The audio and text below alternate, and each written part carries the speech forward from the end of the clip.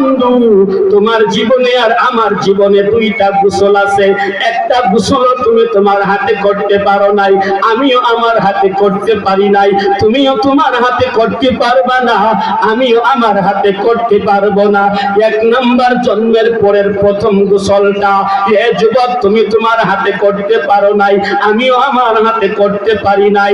জন্মের পরে ওয়া ওয়া করে চিৎকার করেছি, তোমার আমার জনম দুঃখিনী মা অথবা দাত্রী মারা তোমাকে আমাকে গোসল দিয়েছিল।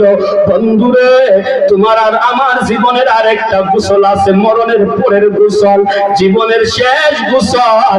ওই গোসলটাও তুমি তোমার হাতে করতে পারবা না, আমিও আমার হাতে করতে পারবো না।